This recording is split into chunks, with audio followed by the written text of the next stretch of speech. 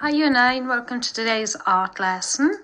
Today we're going to be doing feelings and emotion by looking at features. Our learning objectives for today's lesson are to distinguish the characteristics of Hattie's unique style, and then we're going to use Hattie's doodle style to draw our own features that depict emotion and feelings. And for this, you're just going to need a A4 piece of paper and a pencil. We're looking at emotions and feelings in today's lesson because this is really going to help with your character development. So for question 1, I'm going to ask you to pause the video for 2 minutes, and I'd like you to write down 5 different emotions and feelings.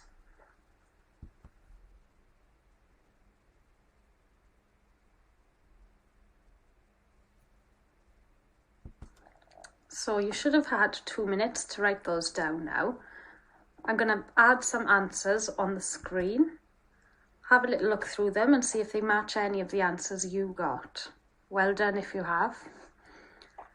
Now let's look a little bit further into these emotions and feelings. How can we identify what someone is feeling? So I've pulled some characters out from the film Inside Out. And let's have a look at their body language to try and investigate this a bit further. First off, let's have a look at the facial expressions and the body language used in each of the characters. Firstly, sadness, and then we got joy, we've got fear, disgust, and anger. Compare the different features in each of these and also the different body language, and how these are represented in each character depicts the emotion that they represent. We're going to have a look at this in today's lesson and practicing how to draw different features to represent different emotions. To help us with our drawings of features today, I'm going to introduce to you an artist called Hattie Stewart. Now, I've been waiting since last year to introduce you to Hattie Stewart, so I'm really excited that we're finally going to do it. So, Hattie is a London-based illustrator. She's very young and current. She studied in Kingston University, which is also in London, in 2010. She didn't have a great time in university, mind. She had to resit 1 year. It actually wasn't until she graduated where her career really took off. And her work really took off because of her unique style. Her work focuses on doodle-themed illustrations, and her work is heavily influenced by pop art and artists such as Andy Warhol, Pauline Buty, and Martin Sharp. And then her professional career includes commercial work, book publications, gallery shows, and collaborations. I found this video of Hattie Stewart online, which describes her style perfectly, so I thought it's a great way to introduce her work. Throughout the video, I'd like you to take down a few pointers to describe her work. This is going to help you with the task we've got on Friday. So, I'm going to leave some questions on the page to help guide you in note-taking. So I'm a London-based artist and illustrator.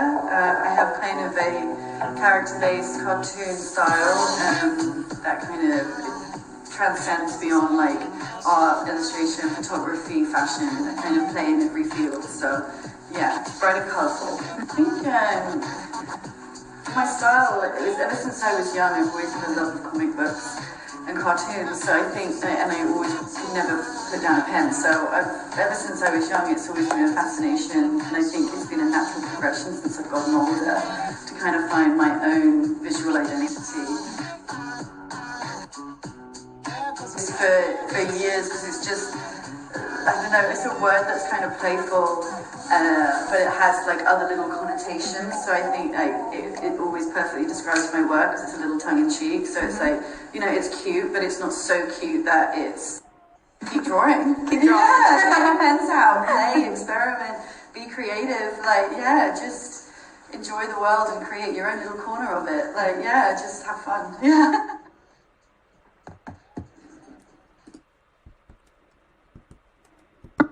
Some of the answers you could have put down from the questions are on the screen now, and I just want us to go through them a little bit to make sure you understood everything in the video. So what mediums does she work with? Well, as Artie said within the video, she can work across a wide range of mediums, including art, illustration, fashion and photography. This makes her style a really strong one. The fact that she can work across all these different mediums and still have a very influential style. And then so talking about her style of art, is character based, is playful, cheeky and cute. And those are the words she's described to use her work. You could also have added your own words in there. So the fact that it's character based is perfect for our assignment. I want you to take note of all of the styles she uses throughout the PowerPoint today, because we're going to be picking up on those at the end. And then how she describes her visual identity, bright and colourful. I know that might be a bit hard as we're working from home, but we're going to get that boldness in our drawings. Even if you've only got a pencil, we can still recreate elements of it. And an important part then is, where does she find inspiration? So comic books and cartoons. I find it important to add where they get inspiration from. So as well as pop art, she's inspired by comics and cartoons as well. So as I mentioned earlier, her career really kicked off once she finished uni, and she worked with some huge brand names like Adidas, Apple, London Fashion Week and MAC. She even collaborated with some music festivals to create the programmes and promote them.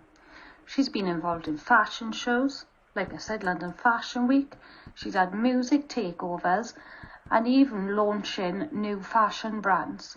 She's collaborated with Adidas, and at the end there is a music poster for the Apple Music Festival.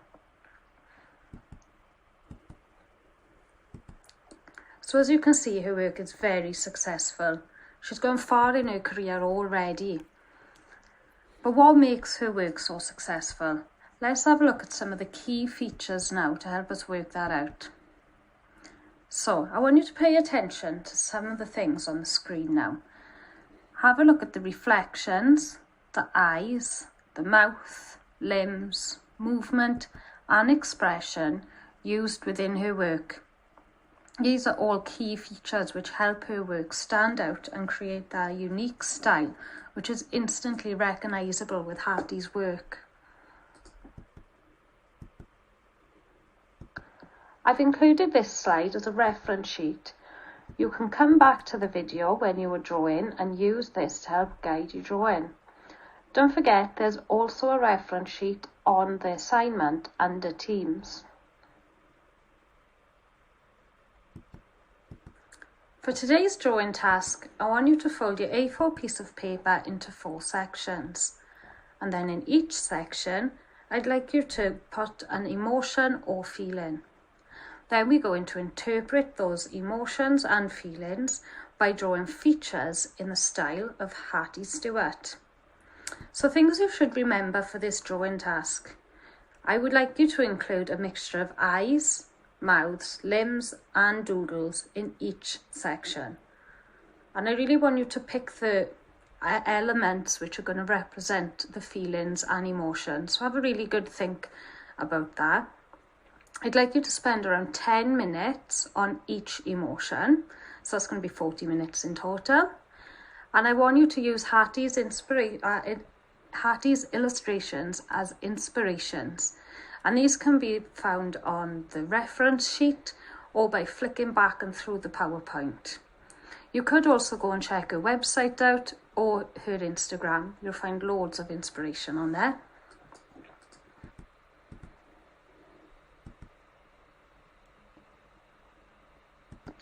I've included a little demonstration video to help you visualise the drawing task itself. So notice how I've taken the A4 piece of paper, folded it into 4 parts, added an emotion for each part, and then In front of me, I'm looking at Hattie Stewart's work as well, so I can reference it. And I'm picking out the features which I think represent the emotions best. I've also included doodles and limbs and other little bits as well to just really practice Hattie's style and get to grips with it.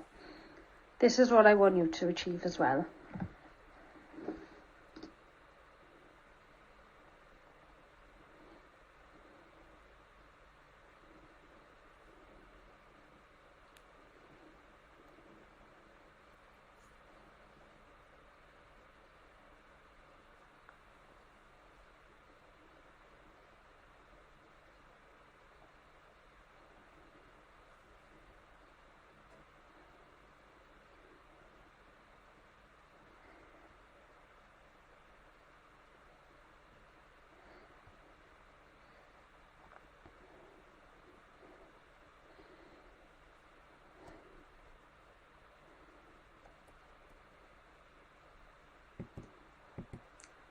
Please follow the pointers in this success criteria to help you reach the standard expected of today's lesson. So your final work should be successful in representing 4 separate emotions or feelings. And each emotion or feeling should include a mixture of features, limbs and doodles. Your drawing should take influence from Hattie Stewart's style, drawing inspiration from her key features, including bold lines, reflections, and exaggerated features. Once you're done with your drawing, I'd like you to reflect on today's lessons. So I've included 5 questions here for you to answer. Please write down your answers and then take a photo of both your drawing and your questions and answers, and submit them via Teams.